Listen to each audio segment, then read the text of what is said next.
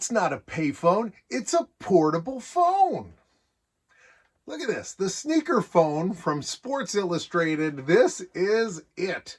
I remember as a kid just being fascinated by this.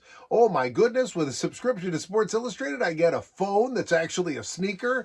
Look at the quality of this sneaker, by the way. The least sporty sneaker, I must say that. I mean, at most, maybe this is a tennis sneaker, maybe. But I think even a quality tennis player would not be seen with this. A lot of dust on this since the 80s, but still in great shape. An old-fashioned corded phone. This one actually hung up. You just set it down like that. That's it. So there's your hang-up button. You had an on-off switch, so you could turn this thing off and then tone and pulse. And we used to have that. So tone would be beep, beep, and then tone would go to indicate like the dial tone. And it just depended on what kind of number you were calling. Back then, there were still some numbers that needed touch tones and some that needed pulse tones. But there you go. There's your speaker. You put this part up to your head. There's your talk microphone. Hello. This always reminded me of Get Smart. Now, Get Smart's interesting because he used the phone. He talked to the shoe phone. But it turns out there's no evidence that any spies ever used the shoe phone. But Get Smart's not the only spy to ever use the shoe phone. Now, he's got his phone upside down. He's talking on it like this. I don't know what's going on. Oh, phone, you're going to trip when you go. You better tie your phone. Next up, we've got to talk about these Garfield phones. So in France, there is a beach where for decades, Garfield phones have washed up on the shore. Now, environmentalists have been very concerned because naturally Garfield phones are not supposed to wash up on shore. Now, they have found out what happened here. The deal with this was a cargo hold full of Garfield phones, fell over the side, sank to the bottom, and then slowly popped open and dolphins swam in and out.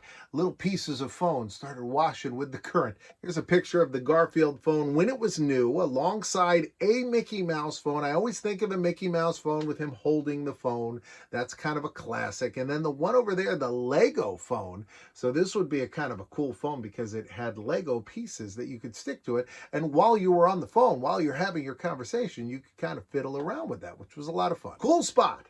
Cool spot was the 7-Up character. He was like their mascot. He was very cool. Had his own Sega Genesis game. Here's that. Look, the cool spot for Sega Genesis. A lot of levels you could play as your favorite advertising character. Breaking news. Spot and his friends Spot,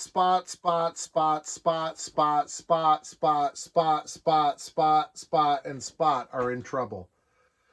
Old news. For years, Wild, Wicked Willy Will has been trying to capture a real live Spot. You know what? Maybe I didn't need to know the backstory of Cool Spot. Look, you could win a cool prize. Doesn't say what it is, but you had to win the game on difficult, take a picture of the screen and mail it to them. Had to be there by 1993 though. Ronald McDonald. There's a number of Ronald McDonald phones, including this one where he sits crisscross applesauce over the buttons as you press them. Here is Ronald McDonald full-figure phone. This is for the executive in your life. If he wants to pick it up and talk directly into Ronald McDonald's butt, that's the phone for him. Right there. Here's a phone if you want to call Ronald McDonald. It says, give me a call. It says hell on the side here. I'm not sure why it just says, I think the O is washed out there. Dial R and hear a special message from Ronald and all of his friends. Give him a call. Ronald's lonely. This is a toy Ronald McDonald phone you could get for a while, like for the kids. For the kids, you got to get them started early on the McDonald's. McDonald's phone. So I don't know if this is from another country where phone is spelled that way or if they're just trying to be cute, but it's a McDonald's car phone. McDonald's French fry phone. You could get that. You get a Burger King burger phone if you're not a McDonald's person, or if you just want generic, you're like, I don't want to get involved in any of that. Look at it. It's an Alf phone. This Miss Piggy phone, this is a prototype. So they designed this Miss Piggy phone. It never came out. But look at it. It's gorgeous. Gorgeous Miss Piggy phone. There have been some Kermit phones.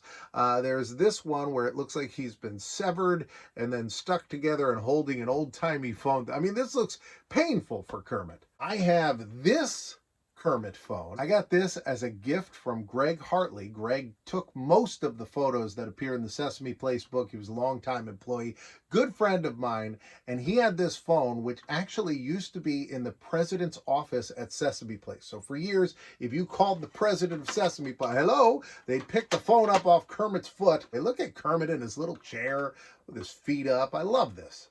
That is a very cool one. Look at the fake wood. We loved wood back in the 80s. We loved everything in wood. Even if it was made out of plastic, we loved wood. Gumby phone? It's a Gumby phone, damn it. All right, let's see. Oh, an Apple phone. It's an Apple phone. If you're not into fruit, they have a hot dog phone. You can talk on your hot dog phone. You can talk on your ketchup phone. Ketchup phone is great. I feel like a phone like this, people walk by and they're like, what is ringing here? Where is your phone? Oh, the bowling pin phone. I don't have one of these, but I do have a bowling pin. Look at this. I mean, how often am I going to get to show off my bowling pin? This is actually one of 2 bowling pins I have. Look at this. It's all chewed up. I bought it at a garage sale. You could tell this was a discarded one that got stuck in the ball return or whatever. Look at that. I have one other bowling pin I'll have to show you when I pull out my Christmas decorations. I bought a bowling pin once for 10 bucks. This one I think I paid a little bit more than 10. But I bought another one for 10, and for 10 the person had painted it and then gave it a little nose and 2 little eyes, and it was a snowman made out of a bowling pin. It's a Popeye phone. If you like that Popeye phone, you could talk into that one. Or if that's not the Popeye phone for you, if you're like, I need a sexy Popeye phone. Here's a Hagar the Horrible phone. I like that. I had a Scooby-Doo phone for a while that was similar to this, where it was just like figure and then phone. I had a Mickey Mouse phone for a while. I like these. Here are some beer can phones. So they just look like you're just a drunk that left some beer cans out, but then they pick them up. What? It's a phone. Pillsbury Doughboy in foam form. Pillsbury Doughboy in phone form. There you go. This phone is in a museum. It's in a space museum. This was the payphone that they had at the space place when the rockets took off. This was like the Mercury Gemini capsule or whatever. But this was a real payphone, and now it's in a museum. This is a payphone. A novelty payphone again. This one's in Argentina. They found the biggest dinosaur of them all, Argentinosaurus, in Argentina, and so they have a payphone to commemorate it. I remember this one. So this was a speaker phone in a room. You dial it, big old buttons, and then you'd call somebody and you'd hear them. This was at Epcot at Communicore, which was like right near Spaceship Earth. And we called my grandma. We were like, we're all in a room. You'll never believe this. And she didn't understand. For all she knew, we were just in the hotel. But we were like, no, the phone is as big as us. And she was like, that's a nice, good, big phone. What? Because she wasn't there. She couldn't see it. But that's what we did. Punchy, the Hawaiian Punch guy. We've talked about him on the channel. I don't know why he has horns. I've debated whether that, I thought it was a hat, but it does appear that he's got a full rack. Like he's a grown up, like he's ready. You could hunt him and then hang his head on your wall. Ghostbusters phone. I like this one. You're like, oh, is that a Ghostbusters symbol? No, you just pick up the middle and you talk into it. Speaking of phones that are cool, why don't you become a Fonzie and give this video a thumbs up? And while you do it, go, hey! And that way you can be a Fonzie, and it helps me out, lets a lot more people see the channel, which I really do appreciate. So please, go ahead and hit that thumbs up. Hey! Pac-Man telephone. I like this. That's pretty cool. Pac-Man telephone. That's one of those flip phones. It opens up like this. You put it up to your ear, and you can, Pac-Man's about to eat your head. So hoping it's not a power pellet.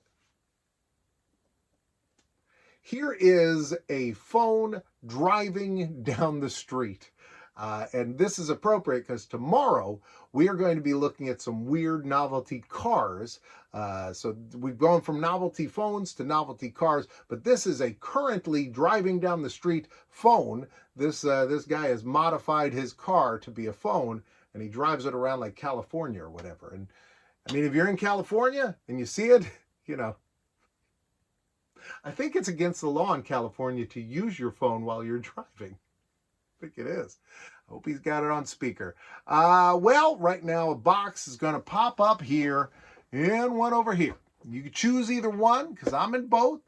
I'm going to see you tomorrow at 2 o'clock. We're talking about those novelty cars. Lots of crazy cars, including the Oscar Mayer Wienermobile, which changed its name recently and then changed back. So come back tomorrow at 2 o'clock.